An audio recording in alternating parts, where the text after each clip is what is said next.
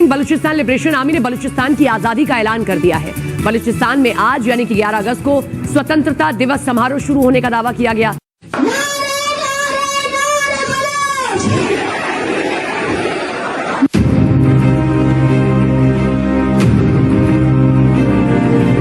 वो ये नजर आती है जी कि बलूचिस्तान को आजादी मिल गई है।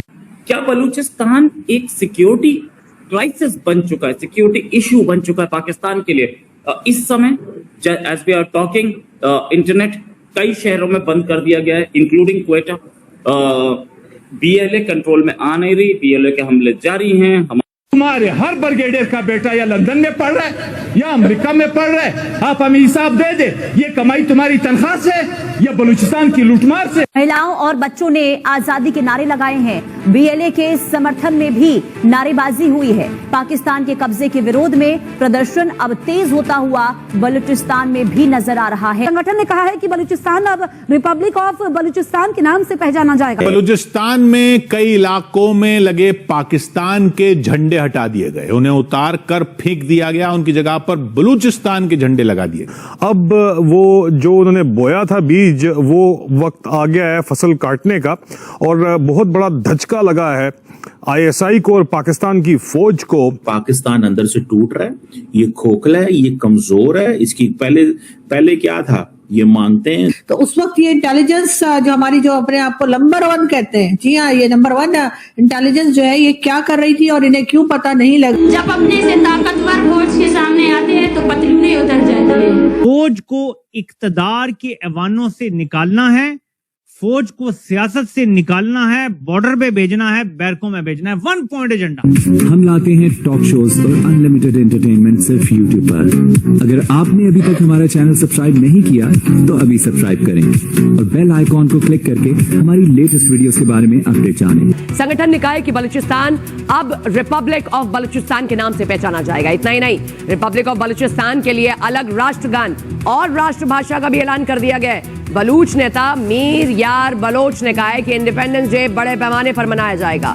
सोशल मीडिया पर समारोह से जुड़ी तस्वीरें भी पोस्ट की जा रही हैं। बलोच संगठनों ने दुनिया भर के बलोचों से कार्यक्रमों की तस्वीरें और वीडियो साझा करने की अपील की है। साथ ही पाकिस्तान पर आरोप लगाया है कि वो इंटरनेट और मोबाइल सेवाओं पर प्रतिबंध लगाकर समारोह से जुड़ी जानकारियों को दबाने की कोशिश कर रहा है। बलूच संगठनों ने लोगों से सोशल मीडिया के जरिए कार्यक्रमों को सामने लाने की अपील की। उस वक्त ये इंटेलिजेंस जो हमारी जो अपने आप को नंबर 1 कहते हैं, जी हाँ, ये नंबर 1 इंटेलिजेंस जो है ये क्या कर रही थी और इन्हें क्यों पता नहीं लगा कि इस 12 जगह पर जो है ये अटैक होने वाले हैं। यही हमने इससे पहले कई बार देखा, जब जाफर एक्सप्रेस जो है उसको हाईजैक किया गया और कई दूसरी जगह पर जब बलूचिस्तान में अटैक होते हैं तो अब यही कहानी सुना देते हैं कि जी यहाँ पर जो है वो अचानक से अटैक हुआ है और जी हमने हमले या अटैक जो है वो नाकाम बना दिए। जी ये अटैक नाकाम नहीं है, ये कामयाब अटैक है, क्योंकि 12 जगह पर उन्होंने ना सिर्फ ये कि आपके सिक्योरिटी फोर्सेस का नुकसान किया है, 12 जगह उन्होंने अटैक करने में वो कामयाब रहे हैं, लेकिन यहाँ पर क्योंकि अपनी जान बचानी होती है, अपनी जो नाकामी है उसको छुपाना होता है, तो इसलिए बार बार यही कह दिया जाता है कि जी ये जो अटैक्स थे ये नाकाम रहे।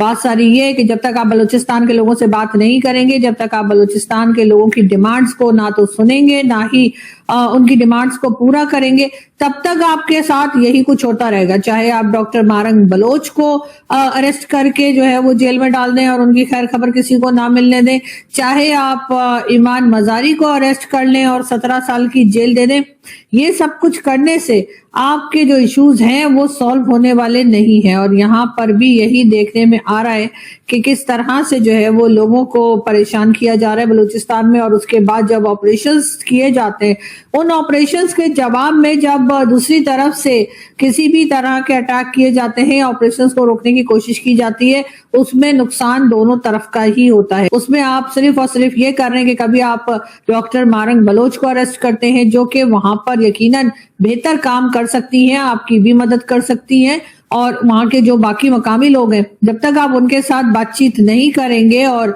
उनसे बात करके वहां के लोगों के जो मेन इश्यूज है जिसके लिए प्रोटेस्ट होता रहता है बलूचिस्तान में, अगर आप उसके ऊपर नहीं जाएंगे और उन मामलात को नहीं आप समझेंगे या समझने की कोशिश करेंगे या खत्म करने की कोशिश करेंगे, तब तक आपके हालात जो हैं वो इसी तरह से रहेंगे, इससे भी खराब हो सकते हैं। और हमें हरगिज 71 नहीं भूलना चाहिए। आप क्या चाह रहे हैं कि जैसे 71 में बांग्लादेश बना और आप अभी तक रोते हैं कि जी भारत ने कर दिया, तो क्या बलूचिस्तान और केपीके के साथ भी आप यही चाह रहे हैं? इसीलिए आपने कभी डॉक्टर मारंग बलोच को अरेस्ट किया तो कभी आपने ईमान मजारी को अरेस्ट किया, जो कि नहीं होना चाहिए था। ये दोनों लेडीज जो है वो बलूचिस्तान के लोगों के साथ खड़ी थी, बलूचिस्तान के लोगों के लिए काम कर रही थी, उनकी मदद कर रही थी, उनकी जो डिमांड जब आप तक पहुंचाने की भी कोशिश की जा रही थी, लेकिन आपने सब कुछ सुनने के बजाय उन लोगों को ना सिर्फ ये कि अरेस्ट कर लिया बल्कि उनके उसके साथ साथ उन लोगों के ऊपर जिस तरह से जुल्म किए जा।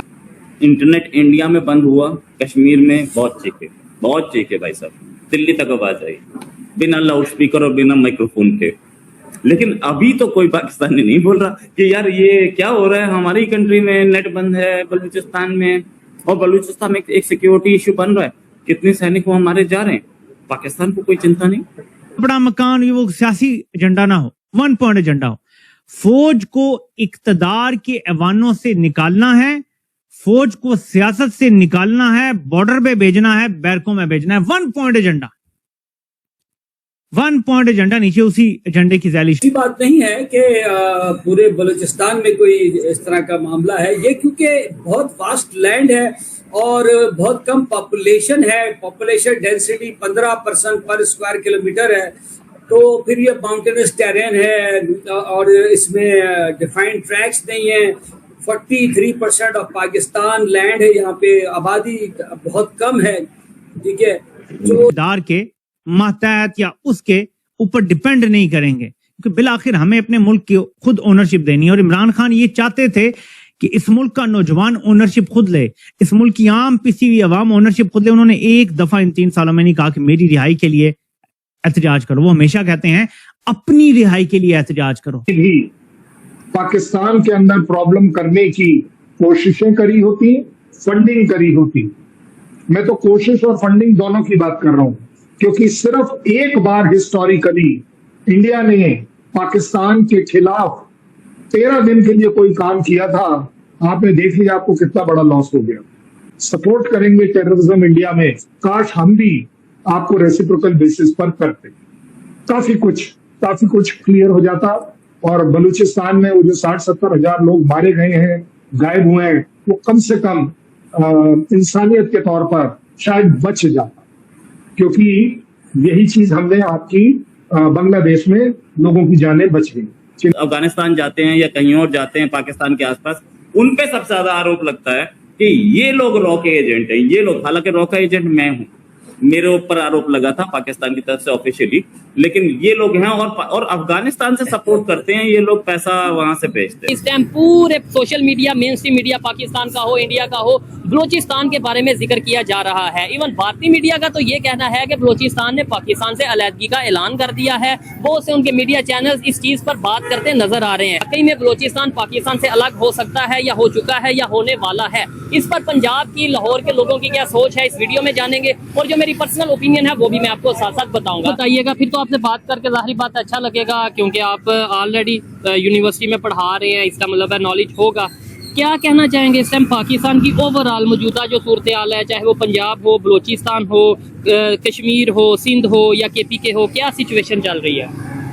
मेरे हिसाब से, मेरी मालूमात इंफॉर्मेशन के मुताबिक इस वक्त पाकिस्तान के हालात बेहतर नहीं है। अच्छा। हाँ, बलूचिस्तान में जो कुछ हो रहा है और पख्तूनख्वा की सरहदों पे जो कुछ हो रहा है और सिंध में जो है चालिस्तान की तरफ जो कुछ हो रहा है, इसमें दुश्मन वो यहूदो नसारा हो हमें मुख्तलिफ अंदाज में आपस में लड़ा रहा है। ठीक है। जिसकी वजह से हम आपस में लड़ रहे हैं और अवाम जो है अपने हुक्मरानों पर, हुक्मरान अपनी अवाम पे, अवाम का बहुत ज्यादा तबका अपनी मुसल्लह अफवाज पर जो है वो बदगुमान है। बलूचिस्तान ने क्लेम कर दिया कि हम पाकिस्तान से लग गए, मतलब वो उनके अपने मीडिया पे, हालांकि आप इसके ऊपर क्या कहना चाहेंगे?